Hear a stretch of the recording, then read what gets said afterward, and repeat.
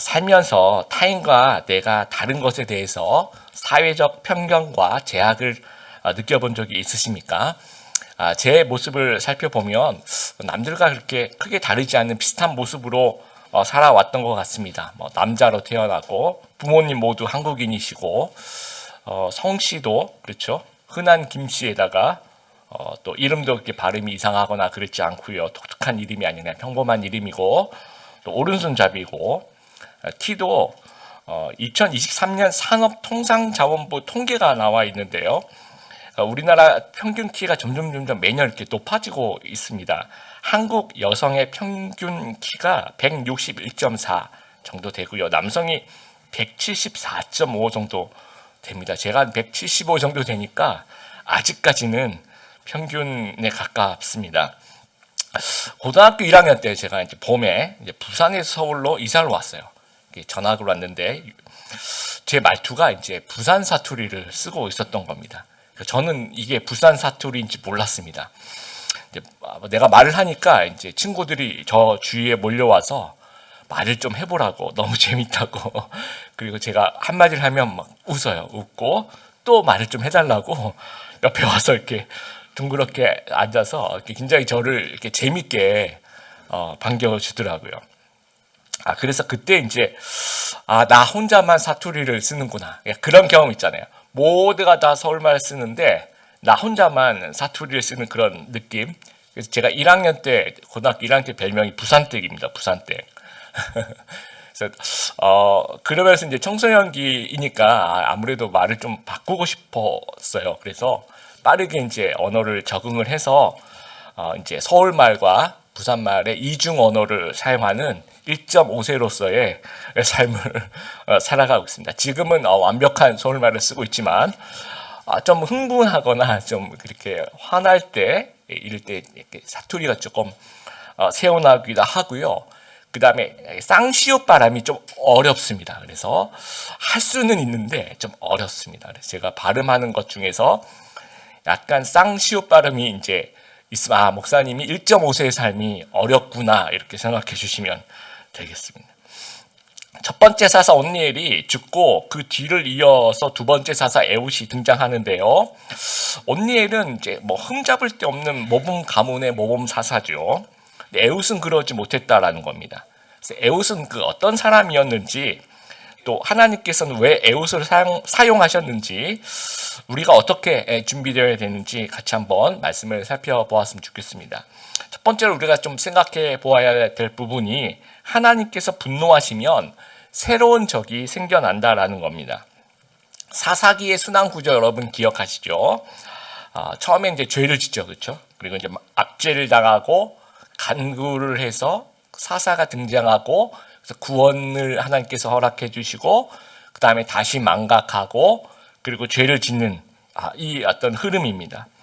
그래서 사사기의 그 모든 불행은요 망각에서부터 시작이 됩니다. 우리가 12절부터 읽었는데요. 본문 바로 앞절 11절에는 첫 번째 사사 온니엘이 죽었다라고 이야기를 합니다. 그리고 본문의 12절에 뭐라고 나오냐면 이스라엘 자손이 또 여호와의 목전에 악을 행하였다라고 얘기를 합니다. 그럼 11절과 12절 사이에 무슨 일이 있었습니까? 망각이 있었던 거죠. 이게 순환 구조가. 온니엘이 죽고 그냥 망각해버린 거죠. 그리고 이제 죄를 짓게 되는 겁니다. 그랬더니 12절, 13절 하나님의 분노가 임하는데 굉장히 창의적인 분노. 제가 지난 시간에도 하나님의 창의적인 분노에 대해서 말씀을 드렸는데요. 이번에는 없던 것도 키워서 이 정벌의 도구로 사용을 하십니다. 그것이 대표적으로 모압과 암몬과 아말렉 사람인데요. 여러분 지도를 제가 한번 보여드리겠습니다. 보여드리면 이 모압이라는 사람 제일 밑부분에 지금 이제 사사기 시대는 지파들이 그 땅을 이제 분배해서 이렇게 살아가고 있죠. 그 밑에 쪽에 보면 모압이라는 나라가 있죠. 모압은 원래 롯과 그 첫째 딸이 사이에서 태어난 자손들입니다. 그래서 서해 동편 아르논강과 세렛강 사이에 있는 영토, 지금 여러분 보시는 그 사해 그 동편의 그 남쪽 지대. 그래서 출애굽한 이스라엘 민족을 보면서 두려워해서 뭐 직접 군사적인 행동은 하지 못하는데요. 신명기를 보면 모압 왕 발락이라는 사람이 비전투적인 공격을 가하게 됩니다. 그래서 미디안의 이방 제사장인 발람을 청해서 저주를 좀 해라, 이스라엘 백성을. 이제 그러면서 이제 주술로 그러니까 군사적인 행동은 못하고 주술로 어떻게 좀 해보려고 했던 그런 모습. 그리고 시딤 골짜기에서 모압 여인들과 이스라엘 백성들이 그 음행의 죄를 짓게 되는 그 이야기들이 나와요. 그 룻기 여러분 사사시대의 이제 배경이죠. 나오미 부부와 두 아들이 기근을 피해서 어느 땅으로 갑니까? 모압 땅으로 가게 됩니다. 거기서 이제 모압 여자인 룻을 만나서 이제 결혼을 하게 돼서 그 서로 왔다 갔다 하죠. 그러나 그 당시는 이제 큰 위협이 되지 않는 사이라는 거예요. 그리고 암몬이라는 나라, 모압에서 오른쪽으로 약간 위쪽으로 올라가시면 그림에서 보이시죠. 롯과 둘째 딸 사이에서 태어난 그런 자손들입니다. 요단강 동쪽에 모압 입장에서는 그 북쪽에 있는 거죠. 이들은 이제 같은 뭐 형제 사이죠. 모압과 함께 출애굽한 이스라엘을 다 같이 두루해서 아까 그 발람 제사장에게 저주를 부탁할 때 이제 같이 청하게 되는 그러한 민족입니다. 그리고 사사기 3장 우리가 보고 있는데 이 사사기 3장 이전에는 성경에 한 번도 이스라엘과 군사적인 충돌이 없었어요. 그러니까 큰 위협이 아니었다라는 겁니다. 그리고 아말렉은요, 지금 이 지도에는 그 옆에 제일 밑에 에돔이라고 써 있죠. 이 아말렉이 에서의 후손입니다. 그래서 에돔 그 왼쪽 그 남쪽 지역에 거하고 있었을 거라고 생각이 됩니다. 이 약탈 전문 민족이죠. 그 출애굽한 이스라엘을 가장 먼저 공격한, 뒤에서 그것도 공격한 아주 비겁한 민족입니다. 그래서 이제 모세가 기도를 하죠. 손을 들고 막 기도를 하는데 손이 이렇게 내려오니까 누가 오른손 왼손 이렇게 잡아주죠. 누가 잡아줍니까? 아론이 잡아주고 훌이 잡아주고. 그래서 이렇게 잡아줘서 손을 들고 기도하면 이기죠. 그래서 거기서 나온 말이 여호와 니시라는 말이 나옵니다. 그래서 큰 승리를 거두고 그 이후부터는요, 현재까지 그러니까 사사기 3장까지는 큰 군사적인 위협이 되지 않는 나라 셋이라는 거예요. 근데 온니엘이 죽은 시점에 이스라엘이 망각하고 범죄할 때 하나님이 이제 회초리로 사용하실 민족을 찾고 계시는데, 지난 시간 얘기한 것처럼 가나안 족속들은 서로 이제 결혼해서 이렇게 살았기 때문에 큰 위협이 되지 않았고요. 그 다음에 메소포타미아, 그렇죠. 그 이후에 40년 동안 아주 평안한, 그러니까 이미 이제 거기는 한 번 왔다고 한 번 갔었고, 그 다음에 이제 주변에 강한 세력이 없었다라는 거예요. 그런데 하나님께서 제가 창의적인 분노라고 말씀드리는 것은 위협이 안 되던 이 세력들, 모압과 에돔과 아말렉들을 키워서, 그래서 12절에 이제 그런 이야기가 있습니다. 여호와께서 모압 왕 에글론을 강성하게 하사, 일단 강성하게 키워놓은 다음에 이스라엘을 대적하게 하셨다라는 거예요. 하나님의 어떤 그 모습이 마음이 이제 모압이 강해지게 만드는 거죠. 그래서 암몬과 아말렉 연합군과 함께 동쪽과 남쪽에서 함께 포위해서 공격합니다. 아말렉은 남쪽에, 모압 다 밑에 있죠, 그렇죠? 그 다음에 암몬은 이제 동쪽에 있으니까 이렇게 바둑으로 치면 굉장히 불리한 형세가 되는 거죠. 이렇게 쌓여서 침공을 하게 됩니다. 그래서 어디를 제일 먼저 침공하냐면 13절 종려나무 성읍을 점령했다라고 13절에 나와 있죠. 이 종려나무 성읍은 여리고성을 얘기하는 겁니다. 여러분 지도에서 보시면 암몬, 모압, 이 아말렉이 가장 근접하기 쉬운, 그렇죠? 이 여리고, 그러니까 이스라엘의 허리, 가나안 정복 때 제일 먼저 이스라엘 백성들이 치러 갔었던 그 성읍. 그래서 이 여리고를 점령한다는 것은 상징적인 의미가 있습니다. 이스라엘이 가나안을 정복했다는 그런 그때 이제 여리고를 제일 먼저 침범했다면, 지금은 모압이 여리고를 쳤다는 얘기는 모압이 이제 이스라엘을 정복했다라는 아주 상징적인 의미가 있어요. 그리고 군사적인 요충지입니다. 여기서 이제 남북 지파들을 단절시키고, 그렇죠? 중간에 허를 딱 끊어버리는 거죠. 그러면서 이제 위아래 식민지 지배가 아주 용이하게 되고, 또 이제 오른쪽 밑에 있는 그 본국들하고도 그렇게 멀지 않은 가까운 그러면서 전 그 이스라엘 백성들을 지배를 하게 됩니다. 18년 동안이나. 우리도 마찬가지. 우리도 하나님을 망각하고 죄를 지으면 하나님의 창의적인 분노를 만나게 될 수도 있다라는 겁니다. 모압을 만나게 되는 거예요. 전에는 전혀 위협이라고 생각하지 않았던 것이 이제 나를 괴롭히게 됩니다. 여러분의 모압은 무엇입니까? 여러분 중에 나는 건강한 자신에 하다가 또 몸이 또 아플 수도 있는 거고요. 나는 사람들, 내 주위에 있는 사람들 다 괜찮아. 근데 어느새 어떤 사람들이 나를 막 아프게 할 수도 있는 겁니다. 또 나는 지금 내가 살고 있는 그 모든 것들 내가 좀 제어하고 있어. 제어가 가능해. 라고 생각하는데 어느 순간 또 제어가 불가능한 것들이 막 생겨나요. 그리고 난 걱정 없어. 그랬는데 걱정이 되는 것들이 막 생겨난다라는 겁니다. 그래서 모압으로 상징되는 하나님의 창의적 분노를 접하지 않는 가장 좋은 방법은요, 하나님을 망각하지 않는 거예요. 살아계심을 기억하고 고백하는 거죠. 그래서 악의 순환 구조로 처음부터 들어가지 않아야 된다라는 거 우리가 좀 기억했으면 좋겠습니다. 두 번째, 하나님은요, 작은 자도 사용하셔서 큰 일을 이제 이루십니다. 15절, 이스라엘 자손이 여호와께 부르짖음에 여호와께서 그들을 위해서 한 구원자를 세우셨으니 그는 베냐민 사람 게라의 아들 왼손잡이 에웃이라라고 얘기를 합니다. 이스라엘 백성이 부르짖고 한 구원자를 세우셨는데 첫 번째 구원자 온니엘은 유다 지파의 아주 모범생의 용사입니다. 근데 두 번째 구원자의 특징을 두 가지 단어로 설명을 하고 있는데요. 베냐민 지파고 그 다음에 왼손잡이다라고 성경은 요 말만 하면 아마 이 당시 이스라엘 사람들은 하면서 이해가 됐었던 거죠.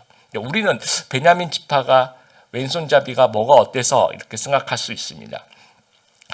이 베냐민 지파는요, 가장 작은 지파, 여리고를 침범했죠, 그렇죠? 그럼 여리고가 이제 베냐민 지파가 살고 있는 그 동네입니다. 다른 지파들 크기에 비해서 크기가 굉장히 작죠. 그리고 숫자도 굉장히 좀 작은 그런 민족입니다. 지파 중에 하나입니다. 그래서 베냐민 지파, 그래서 사울 왕이 처음에 이스라엘의 왕이 됐을 때도 처음에 나 같은 작은 지파에서 어떻게 하면서 막 숨게 되죠. 그 정도로 지파에 대한 자부심과 기대가 가장 낮은 지파이기도 합니다. 그리고 왼손잡이다라고 이제 이야기를 하고 있는데 이 히브리어 원문으로 보면요, 왼손잡이란 말을 쓰지, 왼손이란 단어 자체가 안 나오고요. 이시 이터 얏 예미노라고 해서 a man restricted hand over right, 오른손에 제약이 있는 사람이라고 이제 설명을 하고 있습니다. 그러니까 오른손에 문제가 있는, 오른손에 신체적인 장애가 있는, 그래서 왼손을 쓸 수밖에 없는 그런 사람이다라고 얘기를 하고 있습니다. 여러분, 오늘날은요, 왼손잡이에 대한 어떤 평가가 좋아요. 뭐 천재성을 가지고 있다. 그래서 괴테, 레오나르도 다빈치, 뭐 폴 맥카트니, 아인슈타인 이런 분들이 다 왼손잡이. 우리 왼손잡이 한번 손들어 보십시오, 여러분. 우리 전 세계적으로 한 10% 정도 있대요. 그리고 미국은 12%. 이건 굉장히 자유롭기 때문에 그런 부분을 더 하는 것 같고, 우리나라는 5%밖에 없습니다. 그 차이가 미국의 11%와 전 세계가 10%면 그렇죠. 우리나라가 왜 5% 될까요? 우리나라는 이제 오른손을 바른 손이라고 얘기를 하고, 왼손은 틀린 손 같은 그런 느낌을 주는 오른손 문화를 지금 속에서 우리가 살아가고 있어요. 그래서 우리가 신복이라는 말을 쓸 때 내 오른팔이야 라는 말을 쓰죠. 그렇죠? 그리고 한직으로 쫓겨났다라고 얘기할 때 좌천되었다라고 얘기하죠. 그 좌자가 왼쪽이라는 얘기야. 왼쪽으로 옮겼다라는 겁니다. 그래서 어린이들이 태어나서 이제 왼손으로 밥을 먹으면 할머니, 할아버지들이 손을 때리면서 뭐라고 얘기합니까? 복 나간다. 그리고 일찍 죽는다고. 그래서 막 오른손을 일부러 억지로 쓰게 하는 겁니다. 그 고대 팔레스타인 문화가 좀 비슷해요. 오른손 중심입니다. 지금도 중동과 이슬람 국가에 가면 오른손은 음식을 먹는 손, 왼손은 화장실 가는 손입니다. 그래서 악수를 할 때도 왼손이 나가면 굉장히 큰 신뢰가 되는 겁니다. 뭐 돈을 주고 받을 때도 이렇게 해야지 왼손이 이제 이렇게 나가면 상대방이 오해를 할 수가 있습니다. 그리고 뭐 터치를 할 때도 왼손으로 터치하게 되면 굉장히 큰 신뢰가 되어서 회사들이 바이어를 보낼 때 되도록이면 오른손잡이들을 보내라 라는 지침을 이슬람과 중동에 보낼 때는 그렇게 하는 회사들도 많이 있습니다. 우리 성경에 하나님의 우편에 앉으사 그렇죠? 예, 그 오른쪽이 권력과 권위의 상징입니다. 그래서 철저하게 오른손 문화에서 살고 있는 사람들이 이러한 사회 분위기 속에서 오른손을 못 쓰고 왼손을 쓰고 있는 사람이란 에웃이 그러니까 큰 사회적인 제약을 가진 어쩌면 약자고 작은 자, 어쩌면 루저일 수 있는 사람들이 주목하지 않는 그래서 성경이 그 에웃이란 이름 앞에 왼손잡이 에웃이라고 일부러 꼭 집어서 그러니까 이 사람은 좀 문제가 있는 사람이다라는 이야기를 하고 있는 거예요. 그러니까 문자적인 유머와 하나님의 유머를 같이 사용하고 있는 겁니다. 베냐민 지파, 이 베냐민이라는 그 이름의 뜻은 오른손의 사람이라는 뜻이에요.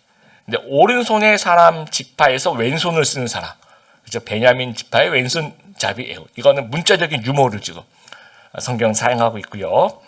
또 유대 지파의 그 용사의 모범생인 온니엘의 후임 사사로 작은 지파 장애를 가진 에웃을 선택하셨다는 것, 이것도 하나님의 유머가 되는 거죠. 그래서 온니엘의 그 용감한 그 온니엘의 후임으로 구원자가 와야 되는데 특전사 뭐 이렇게 와야 될 거 아니에요. 공수부대, 해병대 이렇게 와야 되는데 비전투적인 군인 뭐 방위병, 사회복무병 또는 하여튼 전투병과 좀 거리가 먼 그런 사람을 선택하셨다라는 거예요. 여러분 엘리야 선지자도 마찬가지예요. 엘리야 선지자의 이제 하나님의 유머가 나오는 부분이 기근이 있어서 이제 여기 있으면 죽겠다 싶으니까 과부한테 보내요. 근데 그게 하나님의 유머예요. 보내려면 뭐 재벌한테 보내고 살리려고 먹여 살리기 위해서 그 보내는 건데 재벌한테 또는 그 지역 유지한테 보내는 것이 아니라 사르밧 과부 그래서 오늘 그 마지막 남은 그 양식을 먹고 죽으려고 하는 그 집에 보내시는 거예요. 이게 하나님의 유머라는 거예요. 그러니까 하나님의 유머는요 조롱이 아니라 초월입니다. 다시 말씀드립니다. 하나님의 유머는 조롱이 아니라 초월이라는 거예요. 너희는 불가능하다라고 생각하지 그런데 내가 함께하면 불가능은 없어. 그 얘기를 하고 계시는 거예요.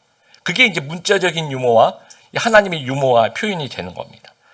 인간의 스펙보다 하나님의 전능하심이 훨씬 강력하다라는 거예요. 내가 부족하고 작아도 하나님께는 문제가 안 된다라는 겁니다. 의외의 지파, 의외의 인물을 사용하실 수도 있다는 거예요. 작은 지파, 작은 자를 사용하신다는 겁니다. 그래서 민족을 구원하고 하나님의 전능하심을 나타낸다라는 거예요. 여러분이 재벌 아버지와 지금 신라 호텔 뷔페를 가고 있어요. 상상을 하는 겁니다. 상상을. 그런데 여러분이 지금 10,000원밖에 없어요. 그러면 여러분 아버지 제가 10,000원밖에 없는데 오늘 못 가겠어요. 이렇게 얘기하는 사람은 없다라는 거죠. 무슨 말인지 알겠죠? 제가 가진 돈이 없는데 거기 비싸죠? 거기 못 갈 것 같아. 이렇게 얘기하는 재벌 아버지와 밥 먹으러 가는데 그런 생각이 이제 전형적인 고아 스피릿이라는 겁니다. 그러니까 여러분은 어떤 단점을 가지고 계십니까? 어떤 제약이 좋은 스펙으로 가는 길을 막고 있다고 여러분 생각하고 계세요? 신체적으로 뭐 키가 작다든지 외모가 평범하다든지 그렇게 생각할 수도 있고요. 나는 공부를 잘 못해요. 나는 지정적으로 밀어주는 집안이 아니에요. 나는 잘하는 게 없어요. 나는 재능이 부족해요. 나는 뭔가 카리스마가 없어요. 이렇게 생각할 수 있는데 여러분 평가와 결론은요. 그래서 나는 안 돼. 그래서 나는 쓰임을 받지 못할 거야. 이 평가는 내가 내리는 거 있는 평가라는 거죠. 그러면 다시 말하면 이 평가는요. 나와 주위 사회가 나를 둘러싼 사회가 힘을 합쳐서 내리고 있는 결론이라는 거죠. 나는 안 된다는 것이. 그래서 이 자체가 잘못됐다는 거야. 그러니까 죄악된 사회와 그 안에 형성된 열등감이 내리는 결론은 엉터리라는 겁니다. 제가 요즘에 읽고 있는 책이 김유진 변호사의 지금은 나만의 시간입니다라는 책인데요. 원래 김유진 변호사가 어떤 책으로 유명해졌냐면 나의 하루는 4시 30분부터 시작됩니다. 이 책은 한번 여러분 읽지는 않으셨지만 제목은 한번 보셨을 거라고 생각합니다. 지금 나만의 시간입니다에서 굉장히 좋은 글귀가 있어서 제가 한번 읽어드릴게요. 예전에 나는 다른 사람처럼 하지 못하면 내가 부족하다고 단정지었다. 다른 누군가가 하기 때문에 나도 어서 그 일을 해야 한다고 재촉했다. 늘 남들보다 더 배우고 발전하고 더 빨라야 한다라고 생각했다. 우리도 이런 생각 참 많이 하잖아요. 그렇죠? 또 읽어볼게요. 처음부터 다른 사람이 정해놓은 기준을 따르지 않았다면 그 기준에서 벗어날 일도 없고 열등감을 느끼지 못할 것이다. 그렇죠? 처음부터 그 기준을 따르지 않았다면 열등감 생기지 않았다는 거죠. 그리고 또 읽어볼게요. 우리의 자존감이 낮아지는 이유는 실제로 우리가 부족해서가 아니라 자신이 얼마나 괜찮은 사람인지 알려고 하지 않아서 생기는 현상이다라는 거예요. 여러분, 단점이라고 생각되는 것, 루저로 인식되는 핸디캡, 이거 누가 문제 삼는 겁니까? 이 사회가 문제 삼는 거예요. 실제로는 아무것도 아니라는 거예요. 결국 인생의 평가는 누가 해야 합니까? 하나님이 하셔야 되는 거예요. 하나님의 눈으로 바라봐야 된다는 거예요. 그러니까 하나님의 눈으로 보면 베냐민 지파? 그게 무슨 상관이에요? 그렇죠? 하나님 저 오른손 못 써요. 그게 저 왼손잡이에요. 그게 무슨 상관이냐라는 겁니다. 그러니까 내가 하나님 입장에서 내가 너와 함께 하는데 전능함이 더해지는데 네가 가지고 있는 게 그게 무슨 상관이냐라는 거예요. 15절에 하나님께서 에웃을 콜링하실 때 아마 여러 얘기들이 생략이 되어 있을 거예요. 하나님이 만약 야 에웃아 너 여리고는 베냐민 땅인데 네가 좀 지켜야 되지 않겠니? 알고 있을 것 같아요. 근데 에웃이 하나님 저는요 오른손도 못 쓰고요. 저희 지파는 굉장히 작고요. 저희 능력이 부족해요. 다른 사람 시켜주세요. 끝까지 저항했으면 아마 쓰임을 받지 못했을 거예요. 근데 아마 밀고 당기고 그런 것 부분이 있었겠죠. 그러나 결론적으로 에웃은 순종했다는 거예요. 하나님의 평가에 동의했다라는 거죠. 하나님의 절대 평가를 인정했다라는 거예요. 그래서 하나님은 부족하지만 그래도 하나님의 부르심에 순종하는 자를 사용하시는 거예요. 그러니까 하나님의 눈으로 우리가 가지고 있는 단점과 핸디캡을 여러분 좀 바라보게 되길 바랍니다. 그리고 하나님의 유머, 하나님의 역사를 우리가 좀 같이 즐길 수 있는 저희들이 되었으면 좋겠습니다. 그래서 내가 비록 작은 자이고 내가 비록 여러 가지 좀 불편한 부분이 있어도 내가 하나님께 순종하면 내가 하나님 앞에 똑바로 서 있으면 하나님이 크신 일에 나를 사용하실 것이라는 그런 마음을 가지고 하나님께 영광을 돌리는 에웃과 같은 그런 마음들 다 가질 수 있는 우리 귀한 성도님들 되시길 바랍니다. 세 번째, 내가 가진 것으로 전략과 지혜와 전략을 더해서 용기 있게 도전하는 저희들이 되었으면 좋겠습니다.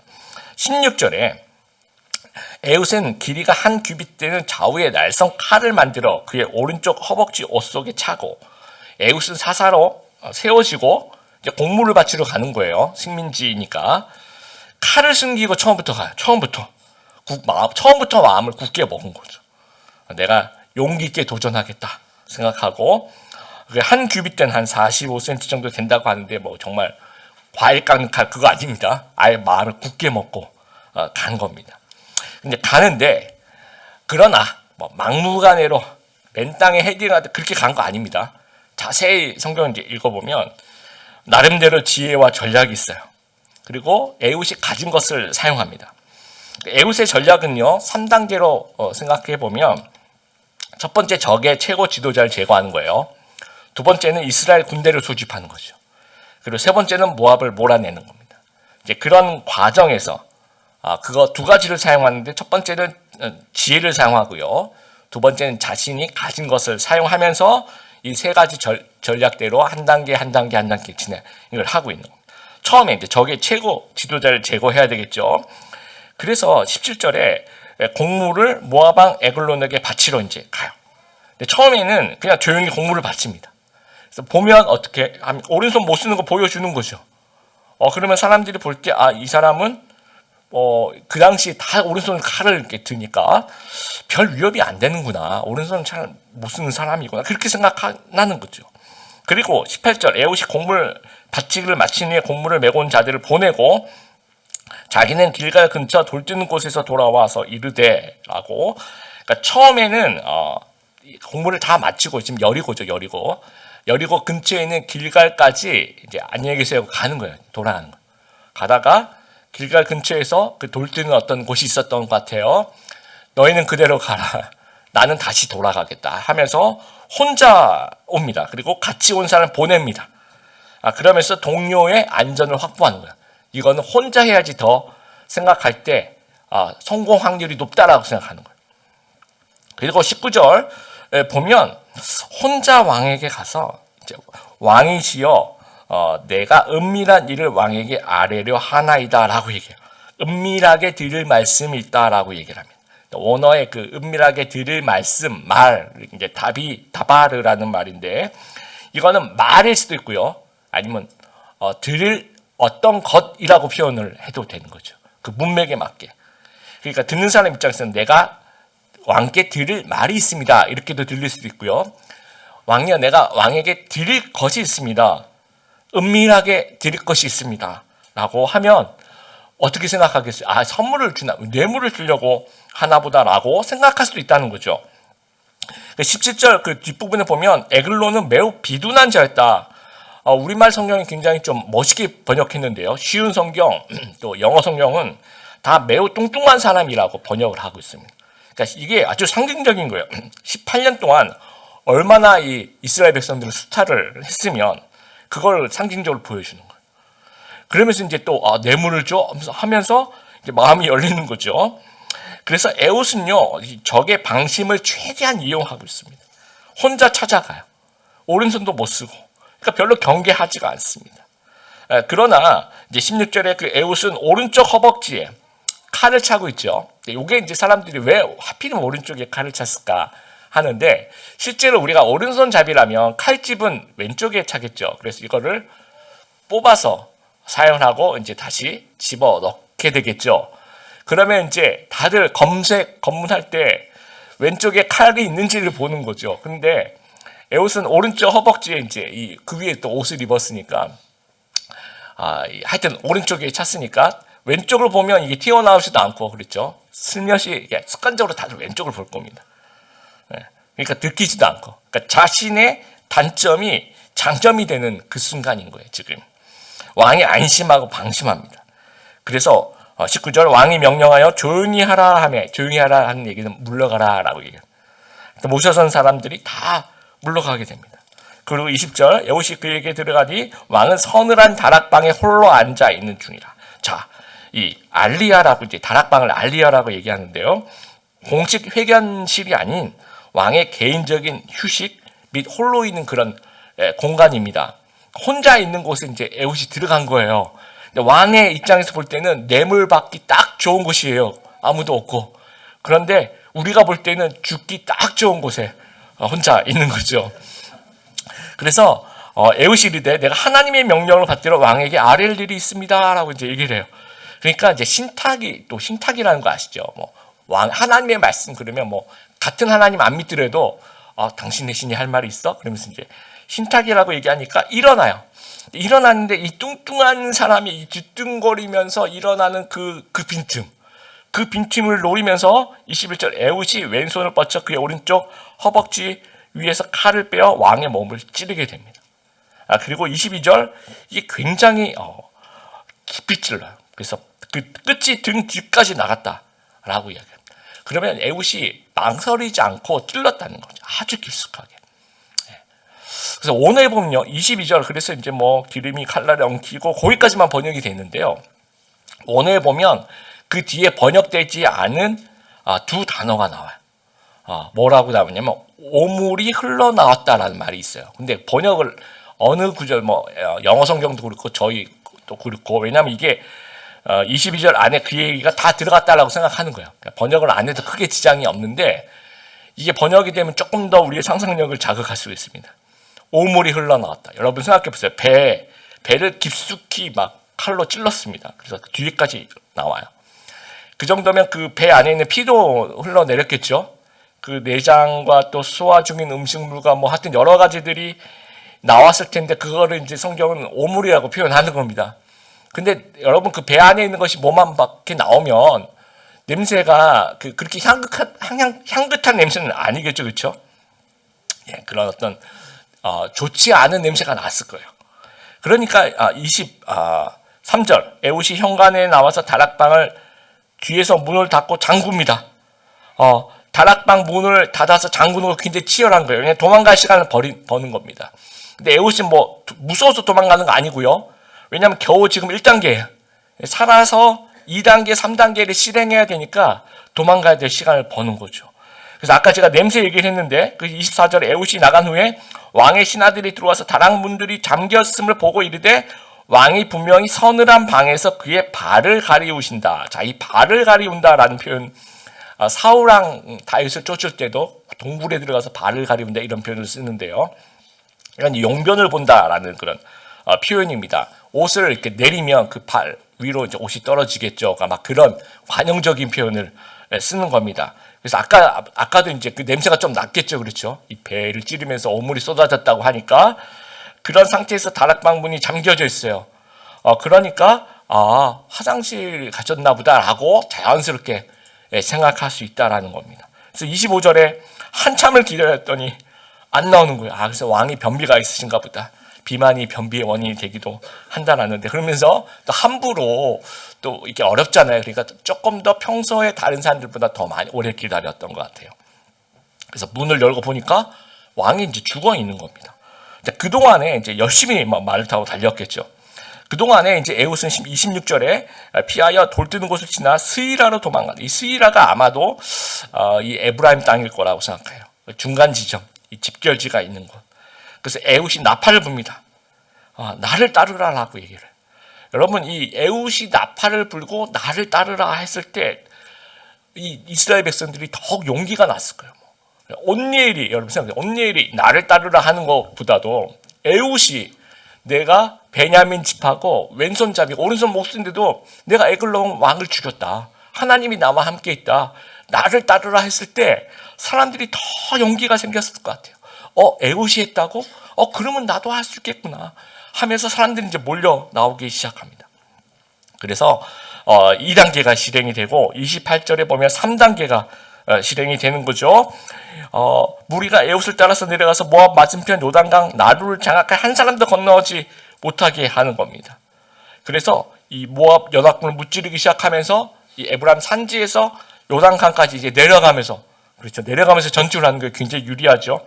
그래서 29절 10,000명을 죽였으니 이 사람들이 다 장사하고 용사하고 이런 사람들을 죽이면서 대승리를 거두게 됩니다. 30절에 80년 동안 평온했다. 온니엘이 40년 동안 평온했다고 하는데 에훗은 80년 동안 그 땅이 평온했다라고 얘기를 해요. 여러분, 설교 전 영상에 그 폴 비트겐슈타인 피아니스트 영상 보셨죠? 이분이 이제 오스트리아에 총망받는 피아니스트입니다. 근데 1차 세계대전 중에 이제 부상을 당해서 오른손을 절단해서 그 상태로 러시아군 포로 수용소에 들어가게 돼요. 근데 포로 수용소에서 왼손만으로 그 주위에 있는 나무탑을 두드리면서 막 연습을 하고 있더래요.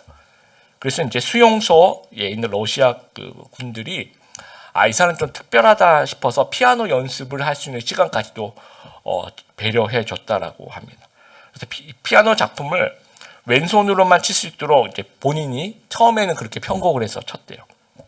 그랬더니 이제 점점 그 소식을 듣고 우리 영상에 봤던 것처럼 유명한 작곡가들이 왼손으로만 칠 수 있도록 뭔가 이렇게 편곡을 하거나 또는 작곡을 해서 보내주셨더라. 그래서 이분의 대표적인 작품인 제목이 왼손을 위한 피아노 협주곡이에요. 그래서 여러분, 삶이 오른손을 못 쓰게 하면 왼손을 사용하라는 얘기예요.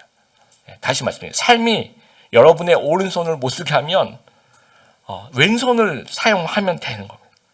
그러니까 우리가 하나님을 망각할 때 하나님은 없는 대적을 키워서 사용하신다 그랬잖아요. 우리가 하나님께 순종하면 우리 없는 장점도 하나님께서 키워서 사용할 수 있는 거예요. 하나님은 없는 것도 있게 만드실 수 있다라는 거예요. 여러분, 사사기 20장에 가면 아주 재밌는 기사가 나오는데요. 베냐민 집합 군대가 나오는데 총 26,000명이다 라고 얘기하고 그 중에 700명의 특공대가 나와요. 그 특공대를 설명할 때 제가 읽어볼게요. 20장, 그러니까 사사기 20장 16절인데 기브아 사람 중에서 뽑혀온 700명은 왼손잡이들이었는데 물매로 돌을 던져 정확하게 맞추는 사람들이었다.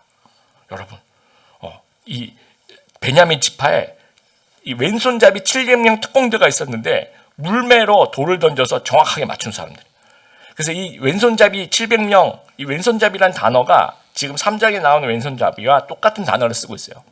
그런데 그래서 에웃은 어떤 그 학자들은 에웃은 장애인이 아니고 특공대 소속인데 사사기 20장을 보니까 특공대 소속이었다 이렇게 생각하시는 분도 있어요. 그런데 저는 그렇게 생각하죠. 왜냐하면 원래부터 만약에 용사였으면 지금 이제 사사기 20장 16절에는 설명을 하고 있어요. 왼손잡이 700명인데 물매로 돌을 던져서 정확하게 맞춘 사람들의 설명이 있잖아요. 그럼 사사기 3장에도 이 사람이 용사면 왼손잡이, 용사 뭐 이런 단어들이 들어갔을 텐데 15장 그런 얘기가 없습니다. 이것이 사사기 3장과 사사기 20장의 차이라고 생각하는 거죠. 자, 사사기 3장에는 에웃이 처음 편견을 깨는 거예요. 정말 하나님께 왼손잡이지만 쓰임을 받는 겁니다.